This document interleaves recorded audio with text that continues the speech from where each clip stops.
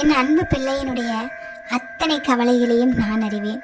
ஒவ்வொரு நாளும் உடைய ஒவ்வொரு கவலைகளுக்கும் நான் பதிலளித்து கொண்டுதான் வருகின்றேன். நான் அளிக்கும் பதிலை நீ முழுமையாக பார்க்கிறாயா என்று எனக்கு தெரியவில்லை. ஆனால் என் பிள்ளைகளின் மனதில் உள்ள அத்தனை கேள்விகளுக்கும் என்னால் முடிந்த அளவு நான் பதிலை சொல்லிதான் வருகின்றேன். நான் சொல்லும் பதிலை நீங்கள் காதில் வாங்கி கொண்டாலே போதும். அடுத்தடுத்து உங்கள் வாழ்க்கையில் என்ன செய்ய வேண்டும் என்பது உங்களுக்கு புரியும், என்ன செய்யக்கூடாது என்பதும் உங்களுக்கு புரியும்.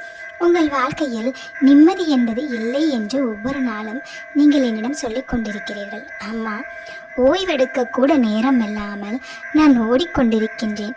வாழ வேண்டிய வாழ்க்கையை வாழாமல் இப்படி தவித்து கொண்டிருக்கும் என் வாழ்க்கை எப்பொழுதுதான் மாறும்? என் வாழ்க்கையில் எனக்கென்று நேரம் இல்லை. என் குடும்பத்தில் உள்ள அனைவரிடமும் நேரம் செலுத்துவதற்கு கூட எனக்கு நேரம் இல்லை. நான் ஓடி ஓடி உழைத்தால்தான் என் குடும்பம் மகிழ்ச்சியாக இருக்கும். அப்படிப்பட்ட காலகட்டத்தில் தான் நான் வாழ்ந்து கொண்டிருக்கின்றேன். அதாவது குடும்பத்தில் இருப்பவர்களிடம் கொஞ்சமாச்சு நேரத்தை ஒதுக்க வேண்டும் என்று நான் நினைக்கிறேன். ஆனால் நேரம் என்பது எனக்கு இல்லை. நான் ஓடி ஓடி உழைத்தால்தான் என் குடும்பத்தில் உள்ள அனைவரும் மகிழ்ச்சியாக இருக்க முடியும். நான் உட்கார்ந்து விட்டால் அவர்களின் மகிழ்ச்சி பறிபோய்விடும். அதனால் அவர்களின் மகிழ்ச்சியை நான் என் மனதில் சுமந்து கொண்டு நான் ஒவ்வொரு நாளும் ஓடிக்கொண்டிருக்கின்றேன். ஓய்வு என்பது எனக்கு மிகவும் அவசியம் என்று என் மனம் சொல்கிறது. ஆனால் நான் ஓய்வு எடுத்து விட்டால் என் குடும்பம் ஓய்வெடுக்காமல் அவர்களும் கஷ்டப்படுவார்களோ என்று நான் கவலையில் இருக்கிறேன். அம்மா, ஏதாவது ஒரு நல்ல வழி சொல்ல மாட்டீர்களா என்று கேட்கிறாய். ஓய்வு என்பது நிச்சயமாக உனக்கு கிடைக்கும். அதை நீதான் உருவாக்கி கொள்ள வேண்டும். நேரம் என்பது இல்லை என்று நீ சொல்கிறாய். அந்த நேரத்தையும் நீதான் உருவாக்கி கொள்ள வேண்டும். ஒரு நாள் முழுவதும் நீ ஓடி ஓடி உழைத்தால் மட்டும்தான் உன் குடும்பம் மகிழ்ச்சியாக இருக்கும் என்று எதற்காக நினைக்கிறாய்? உன் குடும்பத்தின் மகிழ்ச்சி உன் கையில் இருக்கிறது. அவர்கள் எப்பொழுதுமே உன்னை தேடுவார்கள். ஆனால் அது உனக்கு புரியாது. அவர்களுக்கு தேவையானதை நீ செய்கிறாய். ஆனால் அவர்களுக்கு தேவையானது உன் அன்பு என்பது உனக்கு புரியவில்லை. அதனால்தான் நேரம் காலம் பார்க்காமல் ஓடிக்கொண்டிருக்கின்றாய்.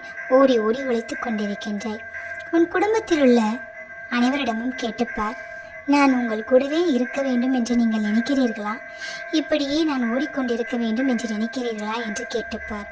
அப்பொழுது அவர்கள் மனதில் உள்ள ஆதங்கத்தை உன்னிடம் கொட்டி தீர்ப்பார்கள். எங்கள் வாழ்க்கையில் நீ எங்கள் கூட கொஞ்ச நேரம் ஒதுக்க வேண்டும் என்று நினைக்கிறோம். ஆனால் உனக்கோ நேரம் இல்லை. என்ன செய்வது? எங்கள் மனதை நாங்களே சமாதானப்படுத்திக் கொள்கிறோம். என்னதான் பண்ண முடியும் என்று அவர்கள் உனக்கு பதில் சொல்வார்கள். ஓடி ஓடி உழைக்கும் உனக்கு ஓய்வெடுக்க நேரம் இல்லை என்று எதனால் சொல்கிறாய் என்று நீ அதனை கவனிக்க வேண்டும். உனக்கு கிடைக்கின்ற நேரத்தை உன் குடும்பத்துடன் ஒதுக்க வேண்டும் என்று நீதான் ஒரு கால நிலையை உருவாக்க வேண்டும். சூழ்நிலை என்பது அதுவாக வருவதில்லை, நீ உருவாக்க வேண்டும். உனக்கு ஒரு நாளைக்கு எத்தனை மணி நேரம் கிடைக்கிறது?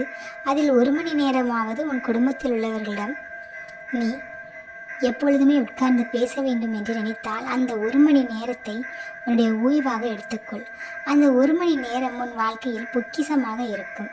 ஒவ்வொரு நாளும் ஒரே 1 மணி நேரம் ஓடி உழைக்காமல் நீ உன்னுடைய குடும்பத்தில் உள்ளவர்களும் சந்தோஷமாகவும் மகிழ்ச்சியாகவும் பேசுவதற்கு ஒதுக்கிக்கொள். அப்படி பேசும் பொழுது அந்த 1 மணி நேரம் நிச்சயமாக உனக்கு பயனுள்ளதாக இருக்கும். உன் மனம் நிம்மதியாக இருந்தால் 2 மணி நேரத்தில் பார்க்கின்ற அந்த வேலையை 1 மணி நேரத்தில் உன்னால் பார்க்க முடியும். உன் மனம் சஞ்சலத்துடனும் சங்கடத்துடனும் இருந்தால், மன அழுத்தத்துடன் இருந்தால் உன்னால் 3 மணி நேரம் பார்க்க வேண்டிய வேலையை 6 மணி நேரம் பார்க்க நேரிடும்.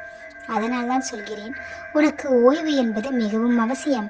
மன நிம்மதி என்பது மிகவும் அவசியம். எவ்வளவுதான் ஓடி ஓடி உழைத்தாலும் அவனுக்கென்று ஆறுதல் சொல்ல ஒரு உறவு வேண்டும். அந்த உறவு உனக்கு மன நிம்மதியை கொடுக்கும் என்றால் அந்த உறவால் உன்னுடைய வேலையும் குறைக்கப்படும்.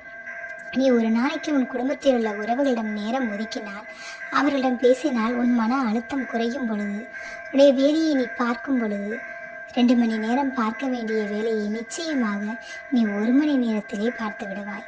இனிமேல் நான் சொல்வதை நீ பின்பற்ற வேண்டும். பின்பற்றிப்பார். மனதை தெளிவாக வைத்துக்கொள். முகத்தில் புன்னகையுடன் இரு. எதை நினைத்தும் கோபப்படாதே. இப்படி இருந்தால் உன் வாழ்க்கை நிச்சயமாக வளமானதாக அமையும். என் தங்க பிள்ளையே, என்னுடைய வாழ்க்கை வளமானதாக அமைய வேண்டும் என்று நீ எண்ணுகிறாய் என்று நான் அறிவேன். அதனால் தான் உன்னிடம் சொல்லிக் கொண்டிருக்கின்றேன். ஒவ்வொரு காலகட்டத்திலும் ஓடி ஓடி உழைக்க வேண்டிய என்ற அவசியம் உனக்கு இல்லை. காலகட்டத்தை நீதான் உருவாக்க வேண்டுமே தவிர அது உன்னை தேடி வராது. இனிமேலாவது புரிந்து கொள். வாழ்வில் நொந்து நூலிலை போல போராட்டமான வாழ்க்கையே ஒரு சாபமாய் இருக்கிறேனே என்று நீ கலங்குகிறாய். கலங்காதே. வாழ்வில் நொந்தவன் வாழ்க்கையை படிப்பனையாக எடுத்துக்கொள்ள வேண்டும். உயர்ந்தவன் வாழ்க்கையை குறிக்கோளாக நீ எடுத்துக்கொள்ள வேண்டும். நீயும் சாதிக்கலாம். உலகில் உனக்கான காலம் வரும் வரையில் பொறுமையாக நீ இருக்க வேண்டும். தளர்ந்து விடக்கூடாது. மனம் இருந்தால்தான் மார்க்கம் உண்டு என்று உனக்கு தெரியும் அல்லவா? உன் மனம் இருந்தால்தான் நிச்சயமாக உனக்கு நல்ல வழியும் கிடைக்கும். எப்பொழுதுமே நீ எதை நினைத்தும் வருந்தாதே. எதற்காகவும் இடம் கொடுக்காதே. உன் வாழ்வு நன்றாக இருக்க வேண்டும் என்று நீ நினைத்தால் உண்மையிலே உன் குடும்பத்தில் உள்ள உறவுகளிடம் நேரத்தை ஒதுக்கு. அவர்களிடம் சிரித்து புன்னகையாக பேசு. அதன் பிறகு உன் வாழ்க்கையில் என்ன நடக்க வேண்டுமோ அது எல்லாமே நடக்கும். நீ ஓய்வு எடுக்க வேண்டிய நேரத்தில் ஓய்வு எடுத்துதான் ஆக வேண்டும். ஓடி ஓடி களைத்து போய்விட்டால் பின்பு ஓடவே முடியாமல் போய்விடும். ஒவ்வொரு நாளும் உன் உடலிற்கும் உன் மனதிற்கும் நிச்சயமாக ஒரு நேரத்தை நீ ஒதுக்கிக் கொள்ள வேண்டும்.